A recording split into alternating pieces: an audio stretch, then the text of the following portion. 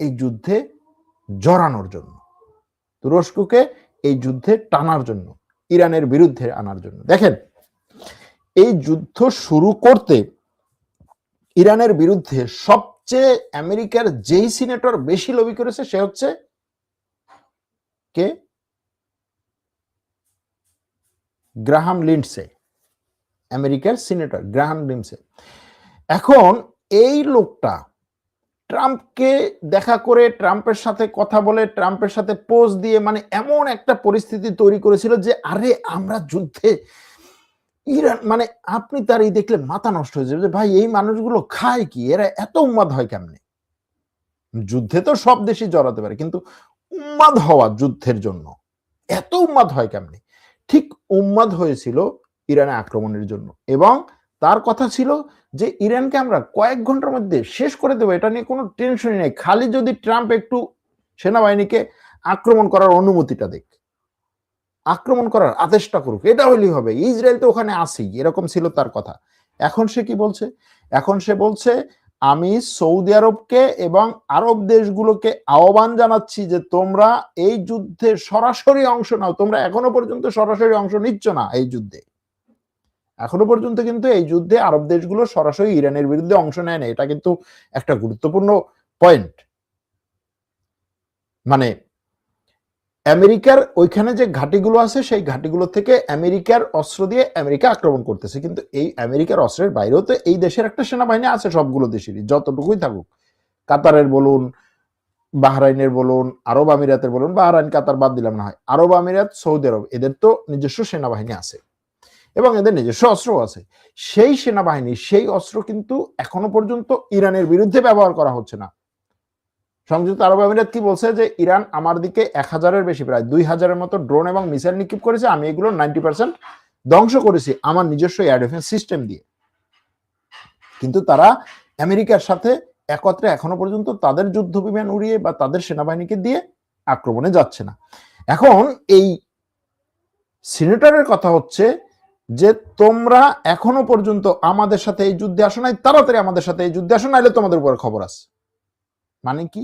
মানে হচ্ছে ভাই আমাকে বাঁচা, ভাই আমার সাথে তাড়াতাড়ি যোগ দে, আমি এই যুদ্ধের অর্থনৈতিক যে চাপ সেটা সহ্য করতে পারছি না, এই যুদ্ধের সামরিক যে চাপ সেটা সহ্য করতে পারছি না। কারণ কি? কারণ হচ্ছে ইরান এই যুদ্ধে জিতে যাচ্ছে সেজন্য না, ইরান যুদ্ধে জিতে যাচ্ছে না ভাই, ইরানকে তামাতামা করতেছে। সহজ কথা যেটা, ইরানের আকাশে ওই যে এসিড বৃষ্টি বলা হয়, টক্সিক বৃষ্টি, এসিড বৃষ্টি হচ্ছে। এসিড বৃষ্টি কি জিনিস? ইরান আকাশে, ইরানে এত পরিমাণ হচ্ছে আক্রমণ করা হয়েছে, এত পরিমাণ আক্রমণ করা হয়েছে যে তেহরানের আকাশ এখন, আকাশের যে ধোঁয়া, এই আকাশের যে কি বলে বাতাস, এই বাতাসটা পর্যন্ত দূষিত।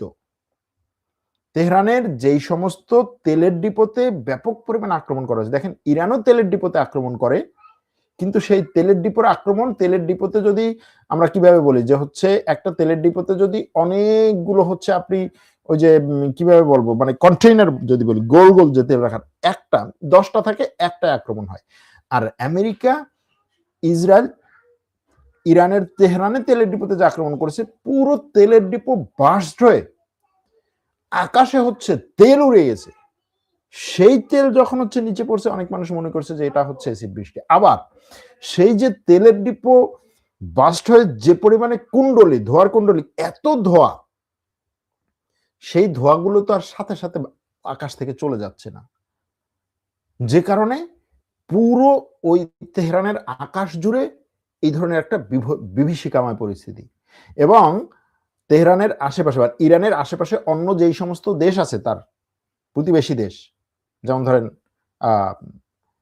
কি বলে ওইদিকে আজারবাইজান, তারপরে হচ্ছে তুর্কমেনিস্তান, এরা বলছে, এমনকি কাজাকিস্তান, কিরগিজস্তান বলছে যে ইরানের এই যে আকাশের যে এত দূষিত বায়ু ব্যাপক পরিমাণে, এটা যদি আমাদের দিকে আসে এবং আকাশ থেকে যদি বৃষ্টি হয়, তাহলে এই বৃষ্টি আর এই দূষণ মিলে অ্যাসিড বৃষ্টি হবে।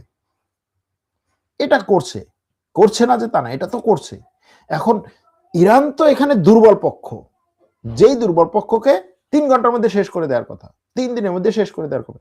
এখন সেই দুর্বল পক্ষের আক্রমণে যদি আমেরিকা সেই দক্ষিণ কোরিয়া থেকে সিস্টেম নিয়ে আসতে হয়।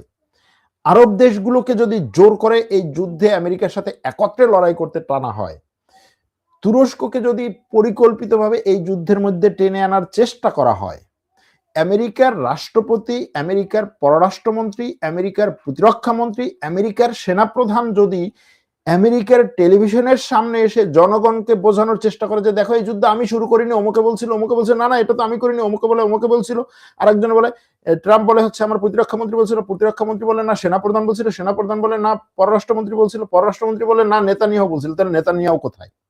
ধরো তারে। মানে এখন হচ্ছে দোষ কে, কে দোষ দিচ্ছে, দোষ কার তাকে ধরার চেষ্টা করা হচ্ছে যে ভাই দোষীটাকে। এরকম একটা অবস্থা। এটা কখন হয়? যখন জিতে যায় কোন একটা খেলায়, তখন কিন্তু সবাই মিলে আনন্দ করে, কে ভালো খেলেছে কে কম খেলেছে এটা নিয়ে তখন আর প্রশ্ন থাকে না। কিন্তু যখন হেরে যায়, হেরে যাওয়ার উপক্রম হয়, তখন কি করি আমরা? যে অমুকে ভালো ব্যাট করতে পারে নাই, অমুককে 4 নম্বরে নামানো উচিত ছিল, এইখানে কোচ ভালোভাবে কাজ করে নাই, এখানে ক্যাপ্টেন ভালোভাবে এটা করে নাই, এখানে অমুকে এটা করে নাই, এখানে আসলে মাঠটাকে তাদের জন্য সাজানো হয় না, বিভিন্ন জিনিস। এখন আমেরিকার যে পরিস্থিতি এরকম একটা অবস্থা, বাস্তব কথা। হয়তো 2 দিন পরে কি হবে জানি না, কিন্তু আজকে আমেরিকার যেই রাজনৈতিক ব্যক্তিদের যে সমস্ত বক্তব্য বিবৃতি, সেটা হচ্ছে তারা এখন ওই হয় না ব্যাপক পরিমাণে গ্রামের দিকে আমাদের ব্যাপক পরিমাণে কাদার মধ্যে দিয়ে যখন আপনি হেঁটে যাবেন, আপনার যদি হাঁটু পরিমাণে গেড়ে যায়, তখন আপনি ওইখান থেকে আর উঠতে পারেন না। এরকম একটা পরিস্থিতি হওয়ার সম্ভাবনা আছে। কারণ কারণ হচ্ছে এই যুদ্ধটাকে তারা যত সহজে, যত সিম্পল খেলা মনে করেছিল, এই যুদ্ধে এখন সেই সিম্পল খেলায় নাই।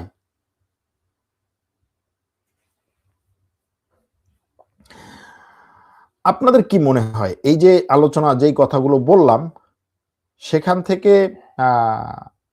আপনাদের কাছে কি মনে হয়? অনেকে এরকম বলছেন যে এই যুদ্ধে ইরানের গতি এত কমে গেল কেন, ইরান এত কম মিসাইল নিক্ষেপ করছে কেন? শুধু ইরানের না, আমেরিকা ইসরায়েলেরও গতি কমে যাচ্ছে, মিসাইল কম নিক্ষেপ হচ্ছে।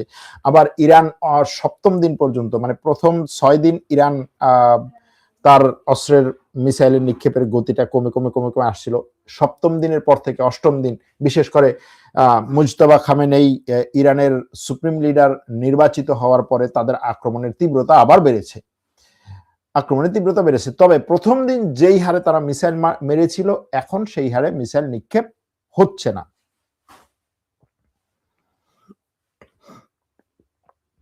এই ছিল আমাদের আজকের আসলে মূল আয়োজন। এর বাইরে বলার মতো অনেক কথা ছিল, কিন্তু সময় দীর্ঘায়িত হচ্ছে। এখানেই শেষ করছি। ভালো থাকবেন, সুস্থ থাকবেন। এক দর্শকের প্রশ্ন, নেতানিয়াহু মরলেও কি ইরান বাঁচতে পারবে? এত লাফালাফি করেন কেন? দেখেন, বিষয়টা হচ্ছে আমি ওই যেটা বললাম যে নেতানিয়াহু মরলে ইরান বাঁচবে কি না বাঁচবে, বিষয়টা সেরকম না। যেই লোকটা বিশ্বের সব গণমাধ্যমের সামনে, সারা বিশ্বের মানবতার সামনে, সারা বিশ্বের শান্তিপ্রিয় মানুষের সামনে ব্যাপক পরিমাণে উগ্র, এবং কিভাবে বলবো এটাকে, মানে ভাষায় কেমনে প্রকাশ করব, যে চোখের সামনে, চোখের দিকে তাকিয়ে তাকিয়ে মানুষকে মারার জন্য শিশু, বৃদ্ধ, নারী, পুরুষ, গাছপালা, পশু পাখি, বিড়াল, কুকুর সহ সবকিছুকে মারার যে আদেশ দিচ্ছে এবং এটা নিয়ে গর্ব করছে, এটা নিয়ে উল্লাস করছে, সেই লোকটা যদি এই ইরানের এই আক্রমণে মারা যায়, সেটাকে আপনি কোন দিক দিয়ে দেখবেন, কোন দিক দিয়ে সেটা দেখে আপনি কষ্ট পাবেন? হ্যাঁ, এখন সেটার সাথে তুলনা করে ভাই এরপরে যদি ইরান, ভাই এরপরে যদি ইরান হেরেও যায়, এরপরে যদি ইরান হেরেও যায়, তাতেও বিশ্বের মানুষের মনে একটু শান্তি পাবে যে অন্তত বিশ্বের সবচেয়ে বড় যুদ্ধ অপরাধ যেই লোকটা করেছে, সেই লোকটা শাস্তি আল্লাহ এইভাবে দিয়েছে, আমরা চোখে দেখে গেলাম। আপনি কান্নাকাটি করতে পারেন, কোনো সমস্যা নাই, আপনার হয়তো অন্য কোনো উদ্দেশ্য বা কারণ থাকতে পারে, আপনি কান্নাকাটি করতে পারেন যে ঠিক আছে সে মারা গেল, দেখো ইরান শেষ হয়ে যাচ্ছে, আমি এখন এটার জন্য, হতে পারে, সেটা সমস্যা না। কিন্তু নেতানিয়াহুর খবর কি? কেন? কোনো আসল খবর আছে? না ভাই, কোনো আসল খবর নাই। সত্য কথা হচ্ছে কোনো আসল খবর নাই। ইরানকে থামাতে কি পরমাণু মারবে? না, পরমাণু মারার কোনো সুযোগ আমার কাছে নাই। শেষ করলাম। আবার দেখা হবে আজ রাতেই। ভালো থাকবেন, সুস্থ থাকবেন। আল্লাহ হাফেজ।